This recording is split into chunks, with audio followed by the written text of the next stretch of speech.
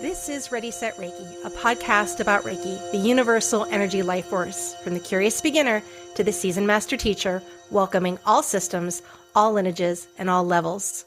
Reiki is a journey and not a destination. And on this Ready, Set, Reiki journey, we refer to ourselves as guides rather than hosts, as we too are traveling, supporting each other, and learning on this Reiki journey as well. And with that said, I'm your first guide, Tracy C. Wright. And I'm your second guide, Kim Cardiel Early. And welcome to Ready, Set, Reiki. So today, a wonderful guest, Karen Caig. Now, she is a licensed Reiki Master Teacher, LRMT, with the International Center of Reiki Training, ICRT. She has been teaching Reiki since 2013.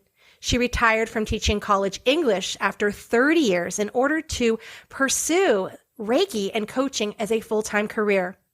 She is a survivor of domestic violence and sexual molestation. Karen battled depression, low self-esteem for years, and Reiki helped her heal.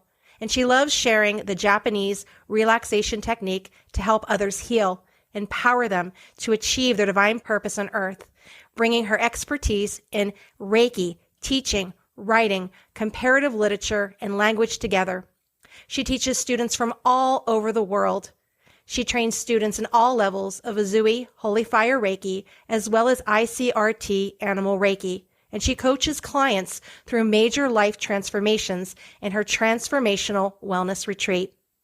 Karen has written for Reiki News Magazine and Reiki Rays, and she is currently working on a couple of books. Although her Reiki business is based in the Ozarks of Arkansas, she lives in the Andes Mountains of northern Ecuador with her 2 cats. So welcome to Ready, Set, Reiki, Karen. Thank you so much for joining us. Thank you so much for having me. Wonderful. So we're going to dive right in. I gave our listeners just a little taste of who you are. So tell us about yourself. Well, I have been living in Ecuador for almost a year now. Yay. And I grew up mostly in Texas, based my business in Arkansas. I lived there, raised my son. I only have one child. And when he was in a good relationship and finished college and got his job, I was guided pretty strongly to move to Ecuador. So that's kind of a long story in itself, but here I am. I'm teaching Reiki worldwide. I thought I would hate teaching online when COVID hit and we had to start doing nothing but distance sessions and teach online. I thought, oh, how is this going to work? Because touch is my first love language, And I thought, how will I teach if I'm not in person? But turns out, I think that actually people have better experiences in online classes. And I never thought I would say that. I think it's because they get to be in their own home. And, especially Reiki master class. Well, I guess all Reiki classes, there's an element of healing for the practitioner that takes place. And so maybe it's that people get to relax in their own home and have deeper healing experiences. And for Reiki too, at least they get to practice distance Reiki for sure. That was kind of difficult to teach in person.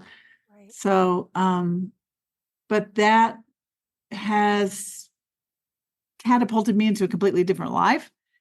And I was able to move abroad because there really is no such thing as distance. I'm so sorry. This is my cat. He usually assists. And I don't even know what else to say. So, I love Reiki, and I love traveling and learning.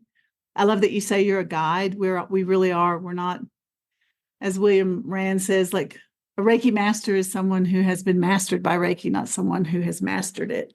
Absolutely. So it's kind of a surrendering to it. Yeah, it's a journey. But I mean, it's wonderful to hear a little bit of that silver lining with COVID, that you probably would have never tried it if you weren't kind of, in a way, forced to do it, right? Right. And the distance session. Yeah. Yes. And the distance sessions are absolutely amazing. But I had to be forced into doing nothing but distance sessions before. Of course. Yeah. So, of course. And it's a real game changer. Like even when I do sessions online for trainings, showing them like a zoo cam, right? And then putting up a picture of our, Earth and working that and seeing it. So it's skill in action, so to speak. Yeah. Skill in action like that. Skill in action, skill in action. So our next question is, when did Reiki come into your life? Did you find Reiki or did Reiki find you? I think like many people, Reiki found me. Maybe it was just the time was right. I was 49 years old and I had taken care of my dad and he died a year before. And I was just a hot mess, really, and struggling through life. And I came across an article, and this was in Central Arkansas, for heaven's sakes. I mean, where there was really no Reiki. Well, you live in the South too, it's just not as widespread. And I came across this article, and it talked about healing energy distributed by the hands. And I thought, because I had always had hot hands. And looking back, I think what I was doing was I was sending my own energy, because Reiki practitioners aren't using their own energy. They're using universal life force energy that we're just channeling. We're just channels. And, but I read that and I thought, well, maybe this thing I do maybe it's a thing. So I didn't even have a session or anything. I just signed up for the class. And that I look back, that was in 2012. It was January of 2012. And I can look back at that point and it's like everything started to change after that. Right. It helped clear me. I was carrying so much junk, besides grief and just trauma and blah, all the stuff. Right. And it helped clear that. And I think that's how Reiki works, whether you become a practitioner or just have a session. But I think becoming a practitioner is probably the best, because not that you open a practice or anything, but once you get attuned to the energy, it continually helps you release. And if you I was 49, so I had 49, almost 50 years of to clear. Right. So yeah, it was amazing. Then a year later, I started practicing clearing in 2013. It just so happened, all these Reiki coincidences, just so happened that I had planned 2 years before to take a group of students to England with another teacher. And 3 days after our trip ended in London, that's when William Rand had his master class in Glastonbury with the attunement in Stonehenge. This was a Sui Tibetan lineage. And so I did that, and it was amazing. And I came back, and I've always been a teacher. So I thought, I'm going to teach. I started teaching Reiki on the side. And then, wow, 10 years later, I'm moving to Ecuador. That's amazing. It's kind of crazy. I mean, could you ever imagine years ago that this is where you would be? No. Yeah. No. I mean, no, not doing this work. No. For sure. A magical journey, because your background's a professor, correct? In English. Yes. That was one of the biggest challenges was, I think my friends, they thought, have you lost your mind? Like, yeah, you just noticing? No. Well, I mean, but seriously, my son went to college, and that's when I quit teaching full time. And I moved about 30 minutes away from him at the University of Arkansas and started my business. I didn't know anything about business at all. I knew I wanted to help people. I knew I wanted to teach. I wanted to give sessions. And I just jumped. And my friends were like, you're not even old enough to retire. I'm like, I know. What are you going to do? I don't know. I'm just going to take that leap. Yeah. And trust the process, right? I trust the process. and for someone I didn't trust anything. I mean, most of my life. Right. But yeah, I just stepped out on faith, and it all worked out. Of course, when COVID hit, then that shifted it again. It's always, but I guess life is that, right? I mean, it's always a shift from what you think, I've got it. And then, whoop, no, you don't. It's going to be over here. Whoop, Right. You always have to pivot, right? Right. Pivot. But I can do that. You can do that now. Mm-hmm. Yeah. Absolutely. So our next question is, what is the common misperception about your work? Uh, well, believe it or not, I actually get less resistance here in Ecuador than where I lived before. The biggest misconception, I think, is that um, it's, well, I mean, I lived in the Bible Belt, that it's like, it's so weird. It is weird, you know? Um, but they think like either one, it's just your imagination, it's not doing anything, or two, it's of the devil or something, you know. It's the biggest misconception is that, you know, it's something that heals so deeply, it should be more complicated, but it's not, you know, it's not. And the other thing is that, because I've had this with students sometimes, they're like, oh, but I'm not you. Like, look, it's not me. I'm not, I am merely the channel for this energy. And yeah, people think that there's something special about Reiki practitioners. It's not, no, it's just that we've been attuned to the energy, we open to the energy, we get ourselves out of the way and let the energy flow. Right. Right. It It's also not, depends on, do you practice enough, right? How are you using the energy? So there's a lot of factors that come into yeah, play. Yeah, for sure. yeah. For sure. So what has been the biggest challenge you have faced in your profession? Oh, I think, especially when I had an office and did in-person sessions, the biggest challenge was educating people. Where I lived, nobody knew what it was. They looked at me suspiciously. I mean, I had to, but then that was part of being the business, learning the business of Reiki. Was I had to join the Chamber of Commerce and go to mixers, and I didn't even know what an elevator speech was. I had to learn a 30-second elevator speech. And I think that's the biggest challenge, is trying to bring it more mainstream. This is a business. I mean, it's something, for me, it's a spiritual path, but it's something that can help people. So it's been challenging to educate people on that point. Like, yes, I used to include in my little speech, like, that Reiki is used in over 800 hospitals in the United States, which surprises people. It's becoming more mainstream. Absolutely. Of course, I remember when yoga, because I grew up mostly in Texas, I remember when yoga was considered like, oh, that's some kind of woo-woo weird. Right. It's from India. It must be evil. Sure. I don't know. Sure. Yeah. But here I haven't had that challenge.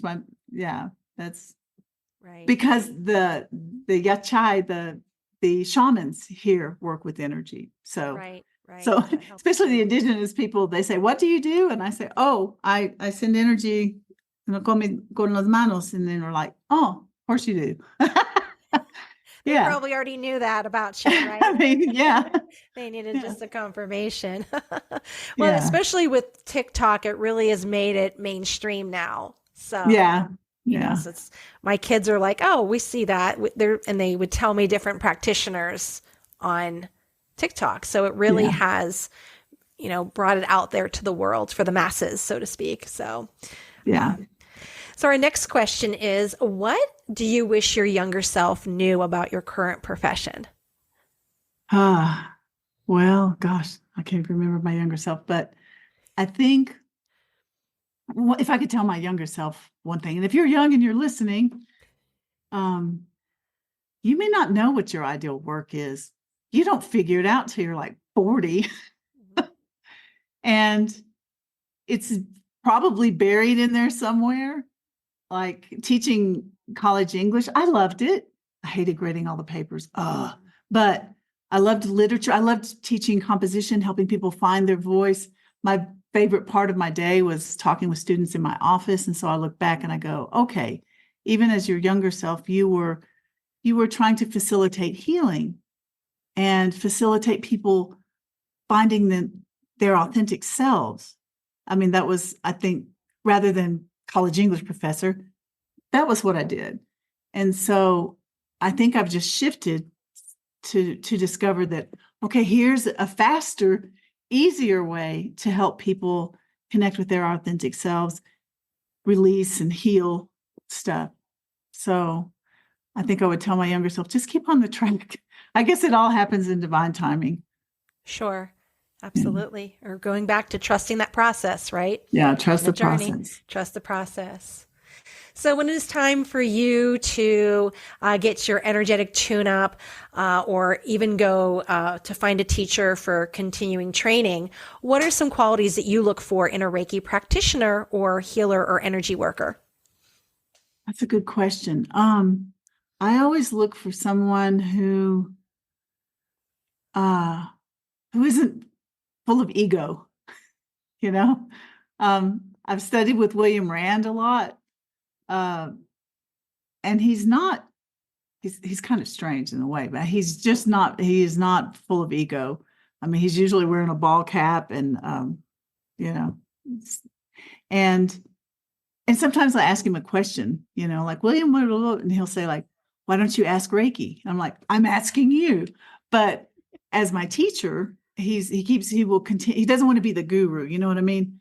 I think it's good to find someone who's not trying to be a guru, someone who will empower you. Right. So look for someone, and if you're looking for a practitioner, look for someone who's going to empower you.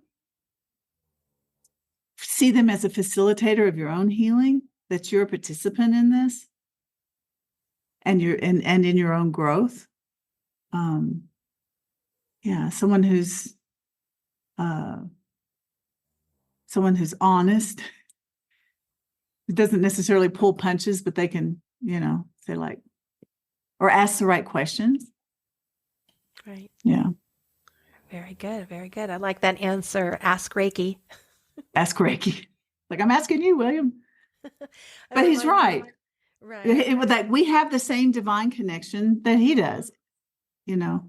Yeah. Yeah. We all do. I wasn't able to go in person, but I was able to watch online the retreat in Sedona. And Don McManus had said, you know, live life vertically, not straight ahead. So look for the answers above. Yeah. So kind of goes along with that same thing too. So I thought that was like, wow, you know, because we're so here, right? Right. Just to look up or seek that answer with that universal energy life force. And that's hard, especially when you're in the day-to-day grind. Yes. But that's why self-Reiki is so important. I'm just going to plug this. Yes. That's what I tell my students. But that's why self-Reiki is so important, is because that's your opportunity. You're taking time for yourself to connect. Sure. And that pulls you out into the bigger picture enough to see better. Right, right. And that one might fit into our next question here. What advice would you give someone who's just entering this profession? Self-Reiki. Don't forget, seriously, many of us enter into this profession because we want to help people, sometimes to the exclusion of ourselves. You know, you can work too hard. You can forget to clear. You've got to kinyoku. You've got to clear. Like, this is not mine. This is not mine.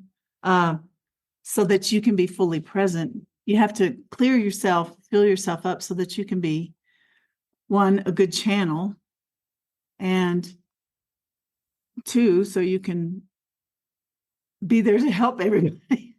Because I don't know about you, but sometimes I'm like, I work too hard. I just get too caught up. I still have to work on that. And I've been a master for a while, like moving down here to Ecuador. I think I wrote a blog about, acceptance. The Reiki principles. Don't gloss over those.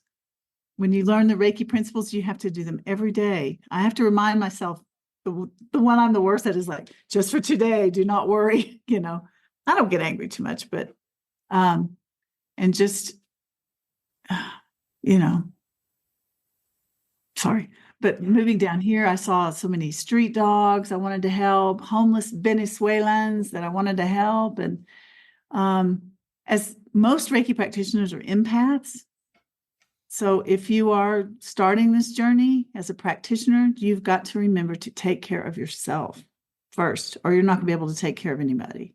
It's possible to just string yourself out too much, spread yourself too thin.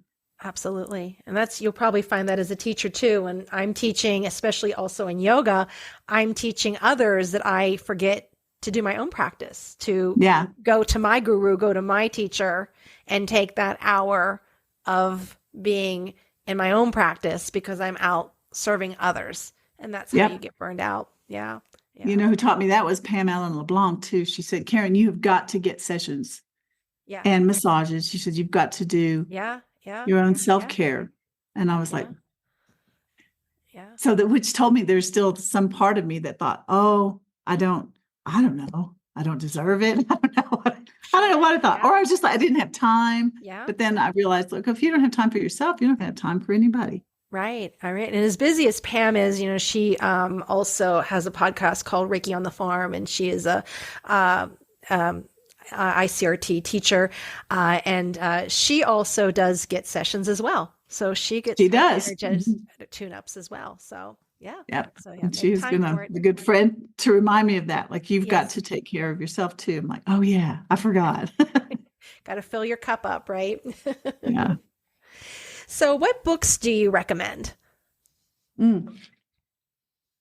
Well, speaking of Pam, I did bring this book out. Oh, good. I did not bring many books to Ecuador because I could only bring like 200 pounds with me. So, but I brought this Reiki business book that Pam Ellen LeBlanc. I think it's really, really helpful to new practitioners who are wanting to start a business, because she talks about all the different ways you can have a Reiki business. Like, one of her students is a lawyer and incorporates Reiki into her family law practice. I'm like, oh God, doesn't everybody wish that their lawyer had Reiki? Right. And she has meditations to help you work through whatever might be holding you back, to be successful in your business. There's lots and lots of good advice. I love that book. And another one, the only other book I brought with me, is Reiki and Clinical Practice by Anne Baldwin. And the reason I love this book so much is because, well, I'm more of a literature professor, but I'm not so great with science. But people are always asking me, is there any proof? Is there anything that shows that Reiki works? And I go like, yeah. But I love this book because she divides it into different chapters, like Reiki and blood circulation. Okay. Reiki for relaxation and well-being. And in each chapter, I guess pretty sciencey, Reiki for burnout, Reiki for improving range of motion. But she groups all the various studies that have been done. She groups them into chapters so that you could go and look, like, I don't know, maybe there's a study. Oh, like, how does Reiki work? It's a really good book. And it gives you some, science-based guide. Gives you some science to back up. Because a lot of people want to know, like, well, is there any science to back it up? Yeah, they need that. And we still need more good studies. And we'll say that, we need more double-blind, good studies with a wide variety of people. But I recommend those two books are off the top of my head. Thank you. Thank you for sharing that. Our next question is, what other modalities do you offer? Well, I was trained in reconnective healing, but and I do like it. Sometimes I do use it still. I think that I took that mainly for myself. I think it shifted something in me, but I offer coaching, it's mainly like teaching. Or I think every Reiki practitioner, in a sense, I don't know what you think about this, every Reiki practitioner becomes sort of a coach, because you get in their energy field and you feel something, and then you ask a question, and then, I mean, it's kind of like that. So I've been doing, with my friend for the last 3 years, we've been doing transformative women's retreats in Wisconsin, like wellness retreats. Right. And that, surprisingly, what has been like one of the favorite things that we do is writing. It's like, oh, well, here comes that again. But it's a type of writing where I send Reiki like to the whole room, and then I'll just give them a prompt, and it helps them get past their brain into more of like their heart brain, if that makes sense. Mhm. And had some real breakthroughs. It's just amazing. Wow, wonderful, wonderful. And then we also have like we have other people come in to do like sound healing and that sort of thing. Beautiful, beautiful. And you also do ICRT animal Reiki, correct? Yes, I do. It may be my favorite in some ways. Wonderful, wonderful. So are you offering any classes or trainings? Like how can Yes. we find you?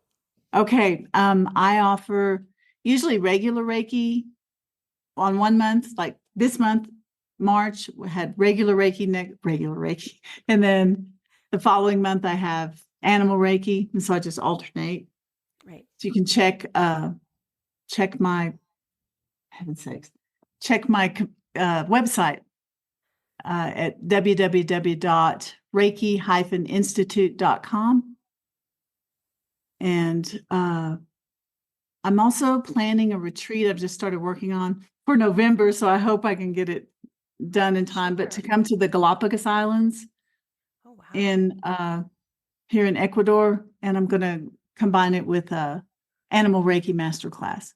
Oh, beautiful. So Beautiful. then we can give Reiki to sea lions and blue-footed boobies and marine iguanas and all those things. Wonderful, wonderful. So, if someone was interested in taking the Azui Holy Fire Reiki or the ICRT Animal Reiki, they can also go to reiki.org to find your classes. Yeah, you can correct? find me there too. Yeah, Right. reiki.org. Excellent. Excellent. All right. Wonderful. Well, thank you, Karen. This ends our part of our journey together. Thank you so much.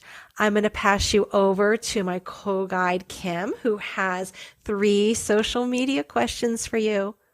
Okay. All right, Kim. Hi, Karen. Oh my gosh. Love listening to that. I loved reading up on you. Like, that is goals. Like, when my kids are grown, don't be surprised if I deuce out of the US as well. I'll be like, listen, mama's going to be Rolling Stone. So catch me if you can, like all of that.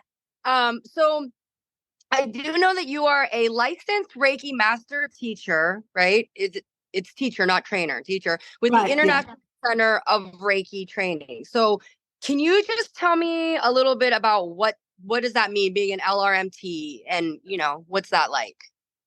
Well, I went into the program after I had just started my business, and then I decided to go into the program with some encouragement from my mentor, and I'm so glad I did. But it takes another 3 years of it's kind of an internship. So you have more studying to do. You have to write a paper. You have to take this huge test to be licensed for Reiki 1 and 2. And then you have to retake Reiki 1 and 2 and then co-teach it with your mentor.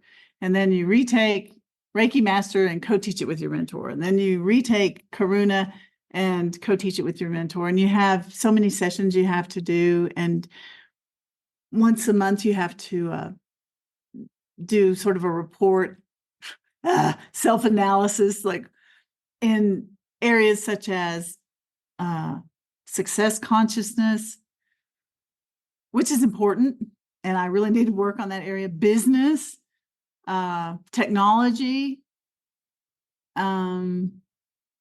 just lots of different areas. And so after that 3 years, you really feel confident in what you're doing. And so when I teach a class, William Rand also signs my certificate, which means they keep a close eye on what we're doing.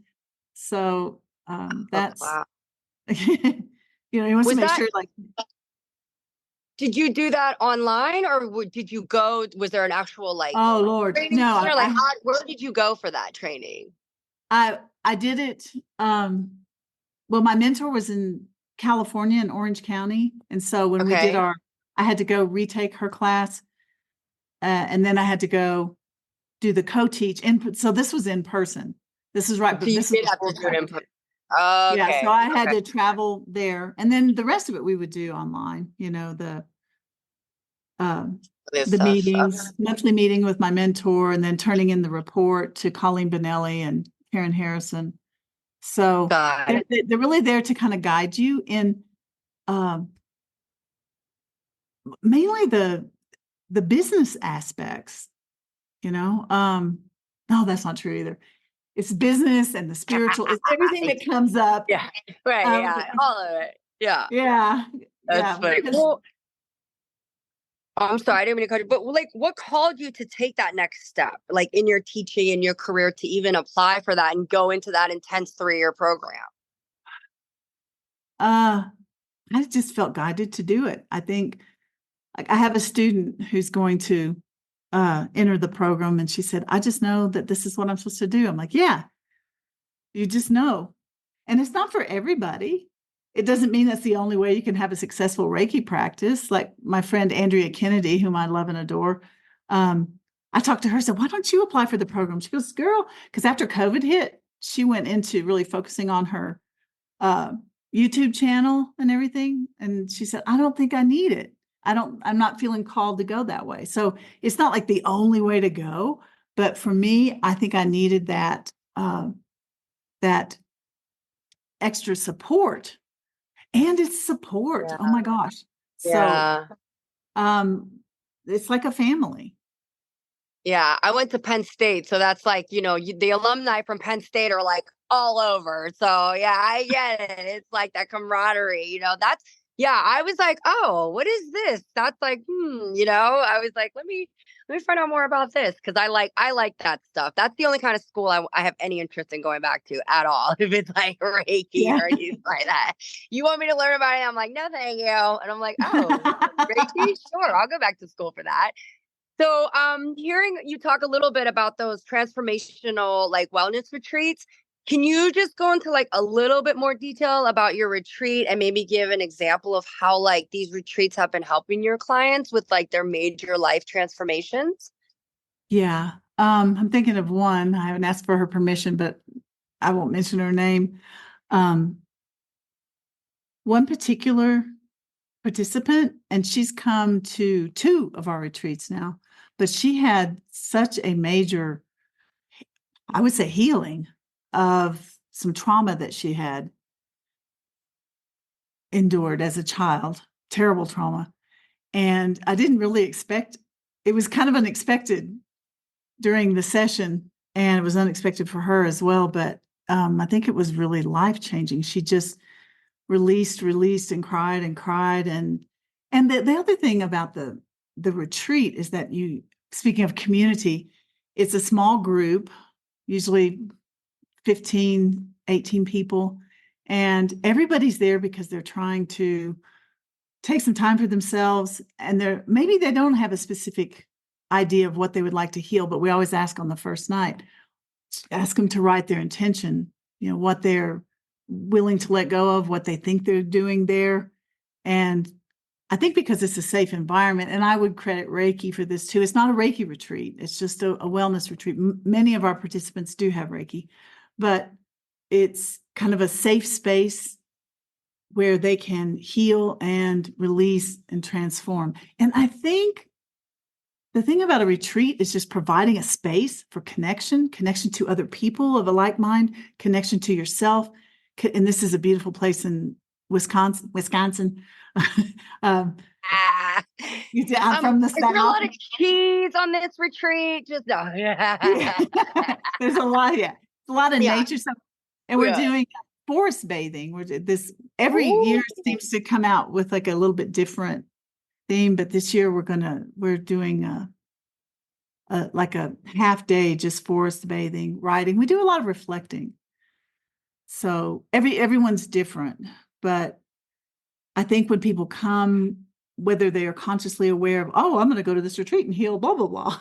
No, they just think like, I need to go. I'm feeling drawn to this. I think I'm going to go. And then I just turn it over to Reiki, like for the greatest and highest good of each participant, and just provide the space and provide the opportunity for each person to do his or her work. I think you literally hit, it's so funny because you said safe space. And in my head, I'm like, oh my gosh, that's it. And then you literally said it's providing the space, because that's what it is. People, I think safe space is such a key word that people don't realize how important it is, because so many people have these emotions and traumas and all these things that they want to let out. And there have been many times where I was in my childhood where I tried to go to an adult and tell them like all these deep feelings I had. And they were like, suck it up, buttercup. I never had a safe space. And we turn into these adults that hold on to this trauma who are programmed to believe that these safe spaces don't exist, and they do. And that is what I believe is so beautiful about Reiki and bringing it more mainstream. Like Tracy talked about TikTok. I'm one of those Reiki TikTokers. You know what I mean? Like Reiki blow my account. I was like 40,000 followers. Where are all these people? And it's all from all my Reiki videos. You know what I mean? So I just love it. I love that people are open to it and receptive to it. And, I just love that Tracy's asked me to come and be her co-guide on some of these, episodes. Right before you, the first one I joined her with was a science guy. And he just blew my mind and talked a lot about the science. He didn't even talk about Reiki. He talked about the science and the behind the energy. And I loved it. I was like, oh my God, yeah. So, and your story, that is goals. That is life goals for me. I would love to be living in the mountains with the indigenous people. Like that is definitely life goals. Is there anything else that we didn't ask you that you'd like for the listeners to know, or something that's important, or that you'd like to add, or that spirit is telling you to add on to this for us? I would just like to add that wherever a person is on Reiki journey, whether if they haven't started, you're just listening to this because you're Reiki curious, listen to your nudges. And if you're already a practitioner, just learn to trust. Just learn to trust. You know the answers. You just have to get quiet enough and you'll find them. And then follow what you get, no matter how crazy it is. And if it's right, like moving here, my friends thought I was nuts again. Like, what? You couldn't be away from your son? Now you're going to move to another continent? I'm like, I got better. I don't know. But that made me laugh when you said your friends were like, my friends were like, you're nuts. And you're like, oh, you're just catching on now? It's like, I've been nuts. Like, you're just catching on. Yeah. But I haven't been this much. But I just, when I thought, am I supposed to move here? I asked for signs. I got signs everywhere. I'm like, and when I started moving here, and then my landlord let me out of my lease, everything just went tunk, tunk, tunk, tunk, tunk. And here, in like 5 months, I sold everything I had and I moved to another country. And That's it's so great. Awesome. So follow yourself. Follow what your own truth is. Just be quiet. Yeah. I love it. Love that. Well, thank you so much. I'm going to go ahead and pass it back to the co-guide, Tracy. And thank you so much, Karen. It was awesome meeting you and getting to soak up all your energy and your knowledge. So thank you. Thank you. It was great to meet you, Kim. Thank you, Karen, for joining us on this journey on Ready, Set, Reiki. It was a real honor to have you on. Thank you. Thank you for having me. It's great. Wonderful. All right, my friends, our wonderful listeners, if you'd like a question, just reach out to us on social media, www.readysetreiki.com, and maybe one of your questions will be featured on our show. Also, check out Feather Sister Wellness, my platform that has yoga, meditation, and Reiki training. So I hope you will check us out there. So I'm Tracy Seawright, and this has been Ready, Set, Reiki.